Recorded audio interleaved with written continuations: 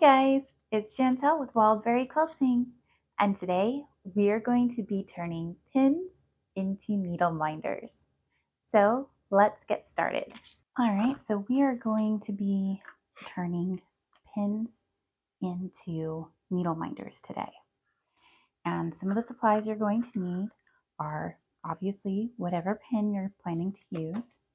We are going to need a pair of these wire things, the wire cutters.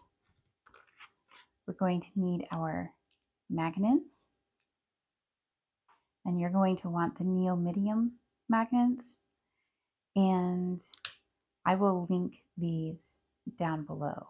I also find it useful to have some clear nail polish, some E6000 glue, a paper towel for your glue, and a piece of sandpaper. You're going to want it to have some grip to it. All right, so the first thing that we need to do is take our little caps off of the pins. And I like to start with these ones because they have a grippy bit, but they're not cutters. And some pins, you can actually get this entire piece, the entire post, to pop off. Now, I will say that with these particular pins from Alum and Ink, they are very well made, and these posts are very secure on there. So I don't know that I'm going to be able to get any of them to pop off to show you that as a possibility. We may end up just breaking all of them off or snipping them. I usually sit here and fiddle with it until it breaks, though, just so that if there's a chance I can pop it off, I can, because I'd rather that be flush, but it's not that big of a deal if we can't. Oh, see, and it just popped. It broke off rather than popping off the base. Let's zoom in a little bit so you can see a little bit better. So again, I just kind of grab it as near the base as I can and gently kind of twist it a little bit and see if I can get the whole thing to pop off. But I have a feeling we're not going to get any of these ones to pop off. That's what you get when you buy really good quality pins. Who can complain about the quality being too good though? So just means that we've got to do a little bit of sanding to get it off. Or not off entirely, but at least, well, that's an interesting development. It's like it's spinning in there. Oh, there we go. Yep, didn't pop that one off all the way either. But that's okay. That's what our sandpaper is for. And you just want to move everything out from underneath first, because you don't want anything. Don't lose these little bits, okay? You don't want to find those in your foot. That's not going to be a good day. I nearly forgot. It's also a great idea to have some really good quality clear duct tape on hand too. And this is to help protect your pin when you are sanding it. And I'm going to use this to protect all of the parts that I don't want to get sanded. Don't be afraid to cut your tape in half if you have to get it between places. I'm going to cut this one more time for a quarter piece, just to put on the outside tips of my wings. Now, it is still possible to sand through this tape, so you still need to be a little bit careful.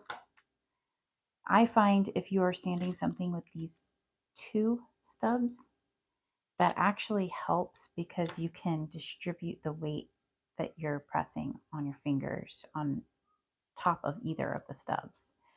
And then you're just going to go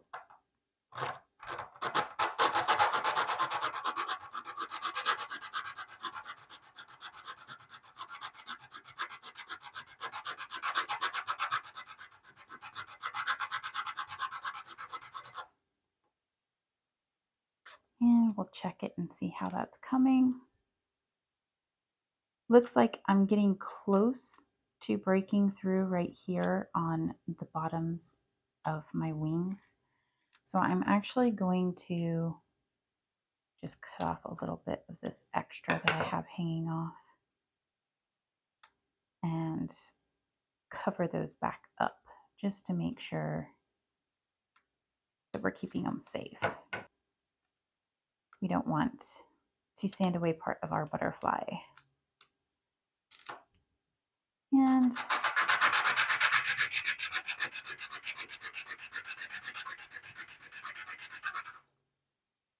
we'll check. It doesn't take a whole lot of sanding to get it down. And I like that. I think that looks pretty good. We don't need it completely flat.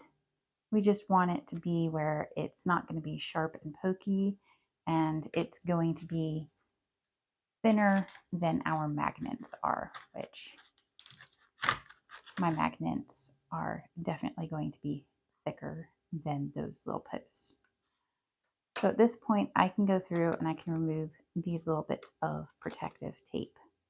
You might even be able to save that for the next one if you want. And this is where we are going to use our nail polish. This is smooth from the sandpaper, but I don't know what these metals are inside. So just to be extra cautious and not have any kind of little residue or shavings or anything, I'm just going to paint right over the top of that so that it seals in whatever that happens to be, whatever metals are used in there. And then I'm going to let this dry. This nail polish is an extra step, but I don't think that it takes that long to dry. It's easy to apply and it's invisible once you put it on there. And this also comes in handy if you do accidentally shave down a little bit on your pin. I was going to say butterfly, but yours might not be a butterfly. But if you shave down a little bit on your pin, then you can always use this to go over it as well. And I actually did do that on my first one. I shaved down a little bit, got it just a little bit off, and shaved into my actual pin just a little bit on this bottom edge. So I went in and just went over all of that with the nail polish, and obviously you can't see it at all. So no problems there. All right, this is quick dry polish. So yep, it's dry already. So we can move our sandpaper out of the way, and we're ready for the final step, which is using our magnet and gluing it down. And I've already got a mess of glue all over my table. No problems. I'm just going to kind of glop it on here. Glop being the key word here. Just kind of bloop, bloop, bloop, bloop. We want a nice bloop, bloop, bloop, bloop of it. Okay, that should be good. All my glue is going to continue to leak out. So now I'm going to take my magnet and just place it down right over the top of the glue. Now I would let this set for about 24 hours and then you should be ready to use your other magnet piece and you're all set with a regular needle minder. All right, guys, thank you for joining me today. If you liked this, please remember to hit like and subscribe. And don't forget, we are doing our 1,000 subscriber giveaway right now. So make sure you check out that video. I uploaded that already onto my channel, and all of the information you need to enter is given there. And if you liked the pins that we used today, make sure that you check out Element Inc. She has an Etsy shop, and I will link her regular website down below. Where's the pokey bit? I know.